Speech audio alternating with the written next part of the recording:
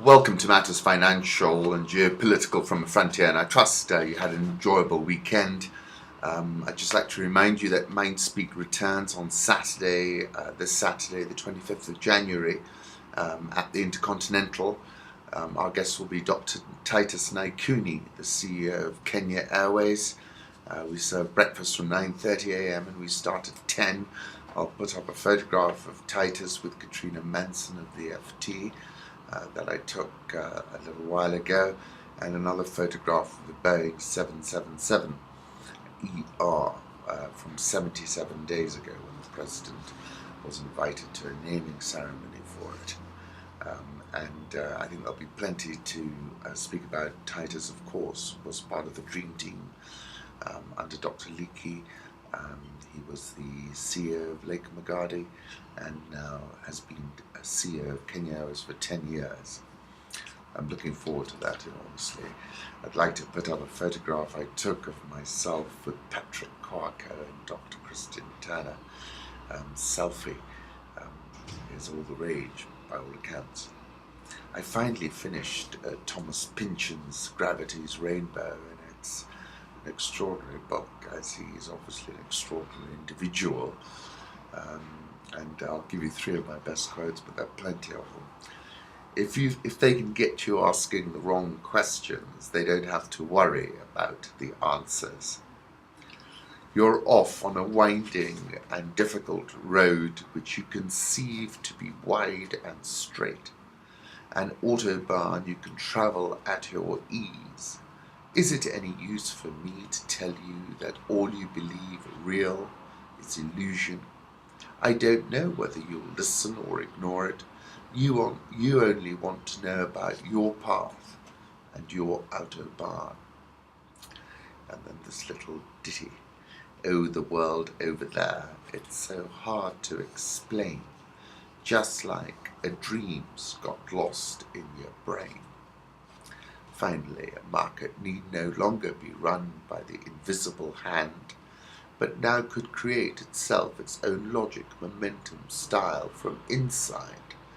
Putting the control inside was ratifying what de facto had happened, that you had dispensed with God, and that you had taken on a greater and more harmful illusion, the illusion of control, that A could do B, but that was false.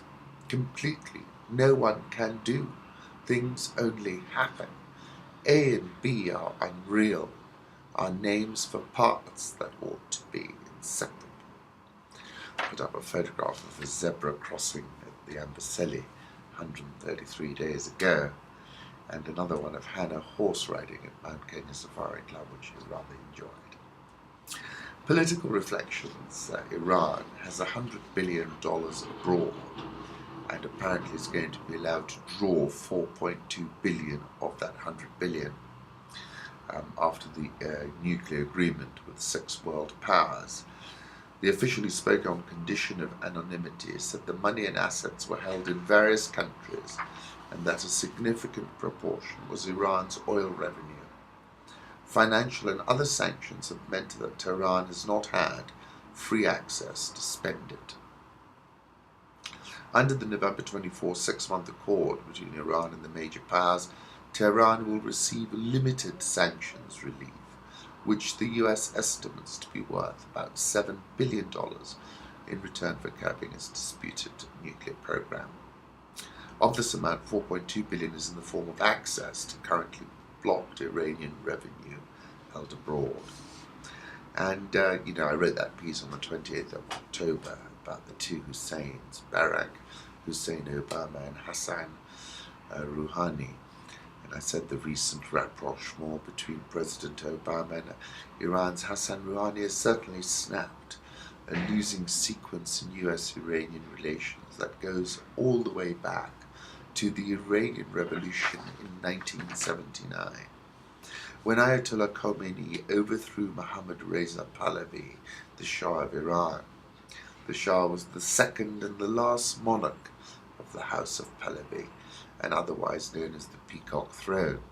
Hussein, Barack Hussein Obama, and Hassan Rouhani share the same name as did Prophet Muhammad's revered grandsons. Those who pursue the study of personal names, especially in the Islamic world, probably view this as very fortuitous. I was wandering across the Pynchon Gallery in Washington last year, and I came across this from the Chinese artist Ai Weiwei. What's in a name? A name is the first and final marker of individual rights, one fixed part of the ever-changing human world. A name is the most basic characteristic of our human rights, no matter how poor or how rich.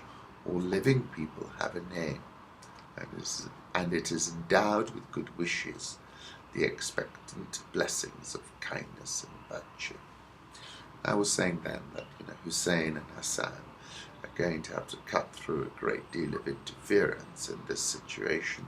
There are powerful vested interests fully invested in the status quo. If the Pax Americana in the Middle East were a three-legged stool, with the US the most important leg, then Israel and Saudi Arabia are the other two legs of that stool. Neither Riyadh nor Tel Aviv are aligned with President Obama's Iranian rapprochement, and Saudi Arabia in particular has become increasingly forthright and is even threatening its own pivot and one away from the US. And in fact, I think the existential angst in Saudi Arabia is around being replaced as one of the key US security partners by Iran in the Middle East.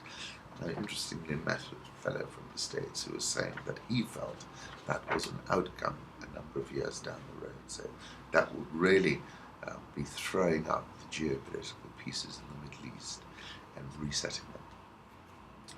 I was writing then in October 2013 that I enjoyed trading crude oil. At that time, oil price was at $97.85.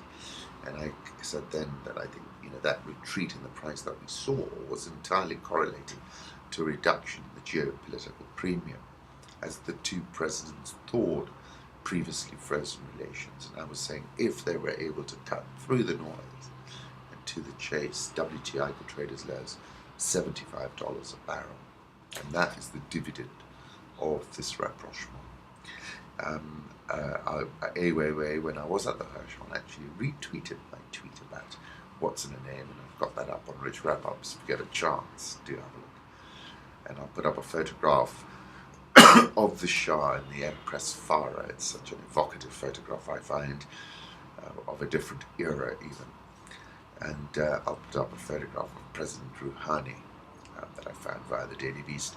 China's first aircraft carrier, the Liaoning, approaching port after a training mission, is a photograph that I'm about to place in front of you.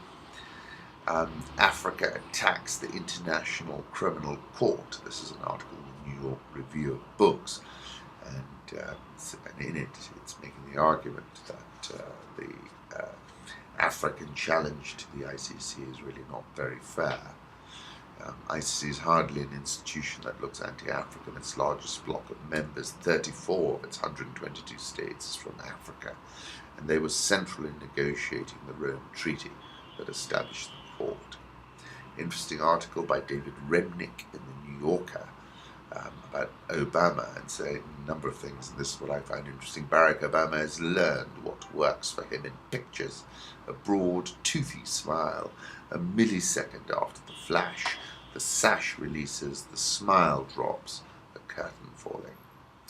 Saying that you could hear the murmur of security communications, renegade with greeters, renegade being Barack Obama's Secret Service handle. That's interesting, isn't it?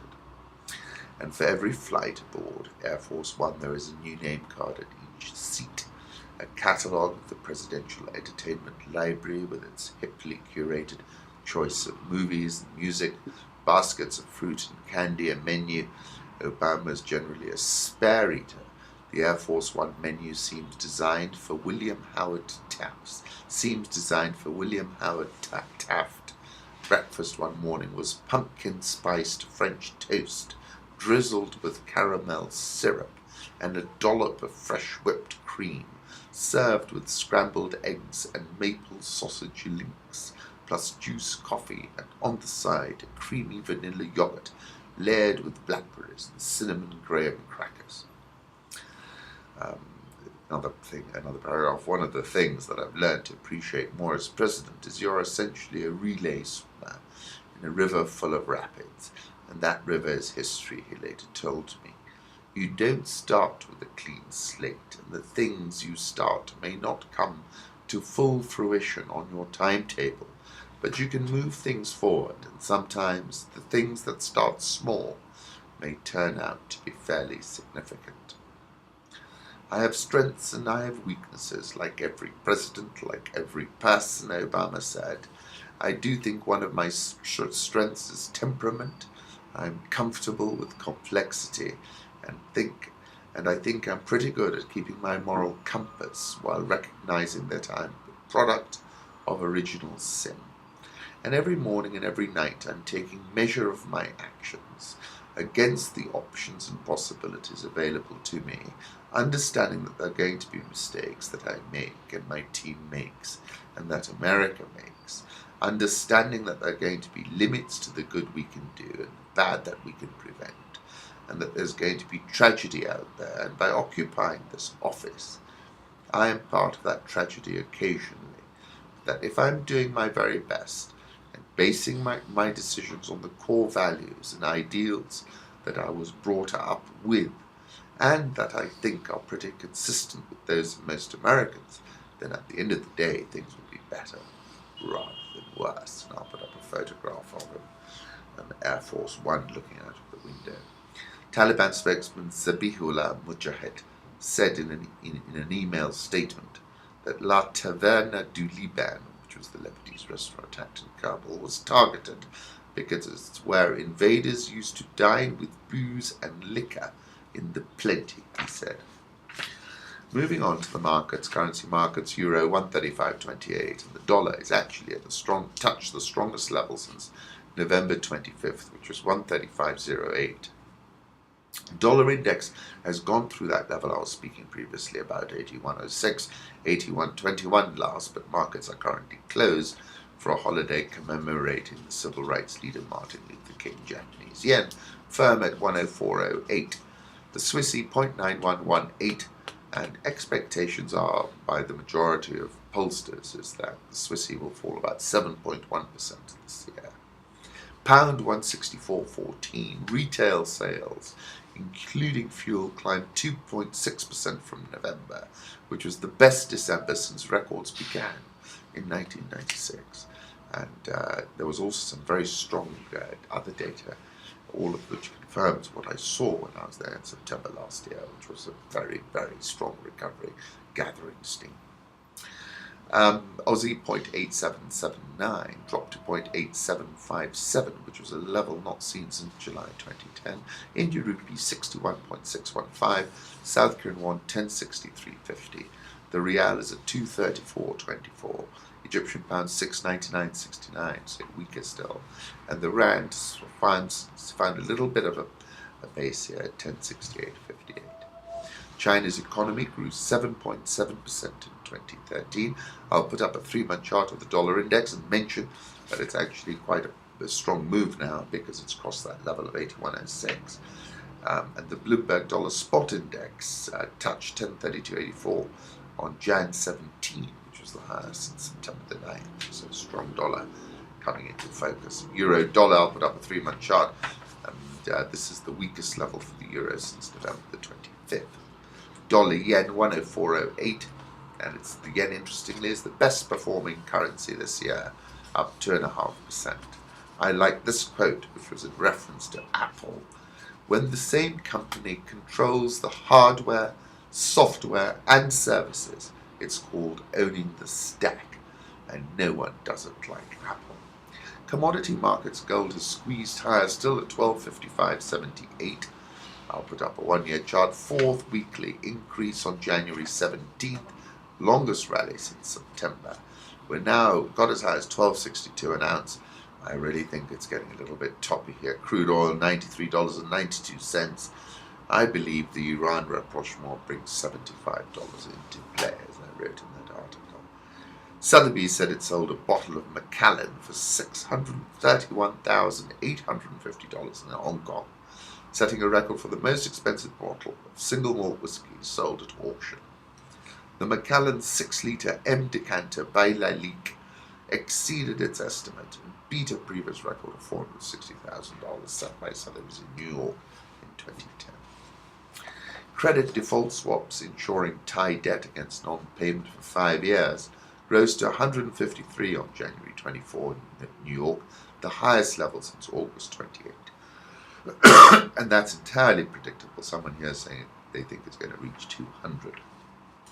The upside risk to the CDS level is still pretty big given the risk of military intervention.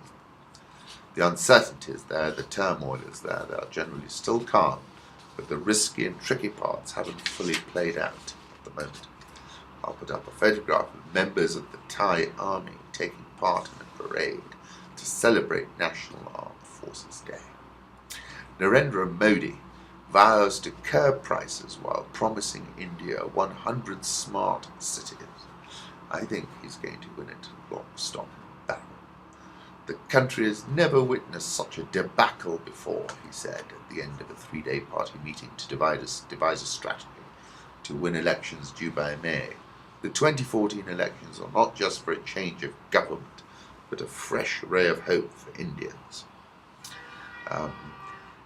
He did a convention-style speech. He said urbanization should be not seen as a challenge, but as an opportunity.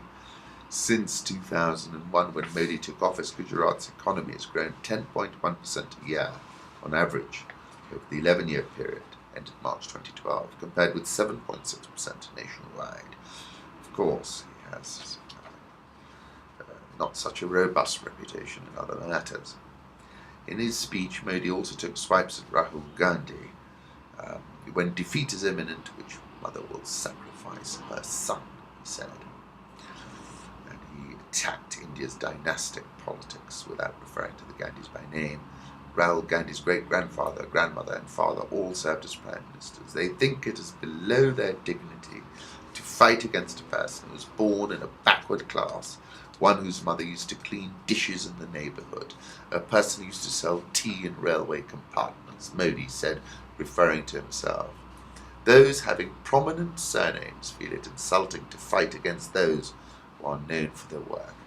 I expect Mr. Modi to achieve a compelling win. The Morgan Stanley Frontier Index is up almost 3% already in 2014, contrasting with losses on the bigger emerging markets index, which are obviously feeling the chill from the US stimulus wind down. 20 of the 26 markets in the Frontier Index are in positive territory, and some markets in Vietnam, Lebanon, Pakistan, and Bulgaria have already gained 5 to 11%. And that's what I was talking about when I wrote my piece on the 30th of December about Africa being in a sweet spot. South Sudan says it's regained a key town from rebels. Uganda is claiming the credit.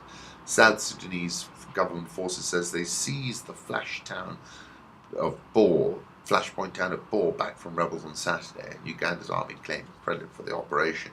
The SPLA has defeated more than 15,000 forces of Riek Machar. This is Philip Aguiar. The SPLA has frustrated Riek Machar's plan to advance and attack Juba and install him as the ruler of South Sudan. Lul Ruai Koang, military spokesman for Machar's delegation, told Reuters the rebels had pulled out voluntarily on Friday. Our political leadership wanted to reorganize our forces for other important operations. Not a single shot was fired when government troops entered today.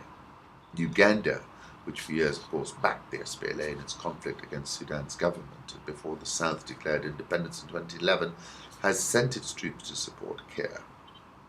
It's UPDF that captured Bor, Ugandan army spokesman Paddy Ankunda told Reuters. After first announcing the UPDF's role on Twitter, there was a lot of resistance, but our force was overwhelming. The UN Assistant Secretary General for Human Rights, Ivan Simonovic, said on Friday the fighting had now reached the threshold of an internal armed conflict, a status that could lead to prosecutions for war crimes where deemed appropriate. And then there's a report in the CS Monitor about luxury and fast, but no progress at South Sudan peace talks. The Sheraton Addis, the palatial Ethiopian hotel that is hosting talks on the conflict in South Sudan, feels somewhat like an oasis. Amid the burble of gossip intermingling with the hypnotic tones of hotel music wafting through the lobby, a concern bells, there may well be no breakthrough in Addis Ababa as long as commanders on the ground in South Sudan keep seeking leverage by military action on the ground. The talks are stuck, says one diplomat. He bemoans the absence of any South Sudan leaders from any side offering a peaceful vision for their country. They only seem interested in blaming each other, he says. The damage is done. Failure of collective leadership. The South African All Shares up 0.97% so far this year. Dollar versus Rand, I'll put up a 1-month chart. Seems to have found a little bit of support just shy of 11. But I think eventually we're going to go through 11. The Egyptian pound, it's all set. It looks to test 7. Egypt passed a new constitution with 98.1% voting in favour of the new constitution and 1.9% voting no. So not of that great a turnout. The stock market fell about 2% as people took profit. It remains up 3.25% this year, the best performing stock market in Africa. The Nigerian All Share is up 1.02%. The Ghana Stock Exchange is up 1.95%. Mark Mobius has given an interesting interview to the Wall Street Journal where he's talking about 6 of the 10 fastest growing nations in the world over the past decade were from Africa. Have a look at that link. It's on Rich Wrap-Ups. The value of announced M&A transactions involving sub-Saharan African targets reached $30.3 billion during 2013, up 29% from 2012, and the best annual total in the region since 2010. And this was bolstered by 3 Mozambican oil and gas deals, energy and power, most active sector. The Business Daily is saying that the Treasury will start its investor relations roadshow mid-February. I was talking about the fact that we're going to issue a Eurobond imminently. I started by quoting Lao Tzu, men are born soft and supple, dead they are stiff and hard, plants are born tender and pliant, dead they are brittle and dry. Thus whoever is stiff and inflexible is a disciple of death. Whoever is soft and yielding is a disciple of life. The hard and the stiff will be broken. The soft and the supple will prevail. I was talking in that article about the key metric being the credit spread. That's a market-driven measure, dynamic. Bondholders take no prisoners. Once we issue our Eurobond, we have essentially given the international markets a vehicle to price Kenya's credit spread on a daily and a real-time basis. I'm exaggerating a little, but not much. The global markets will be poring over every single utterance on a real-time basis, and that spread about which I spoke will start moving around. And if the markets feel, for example, that we do not hold sacred the sanctity of contracts, our spread will start moving. Mr. Thakrar told the Business Daily, we obviously cannot sit on the cash. He was referring to the fact that Sky Group now has a 1.8 billion shilling war chest, which it's received from its parent firm, WPP. Clearly there are a number of acquisitions he has in mind. I'll put up a link for the Scan Group share price. It's up 16.842% this year, rebounding off a deeply oversold position. The Kenya shilling remains firm at 86.5. The Nairobi All Share is up 2.66% in 2014. The NSE 20 is up 1.86% in 2014 and has been above 5,000 every day since January the 8th. Finally, just to remind you about Mindspeak on Saturday. I hope to see you there. We have Dr. Titus Naikuni of Kenya Airways in the house, and he really has been a pioneer on the frontier when it comes to the airline business, and I'm sure it will be an interesting session. Once again, thank you for stopping by.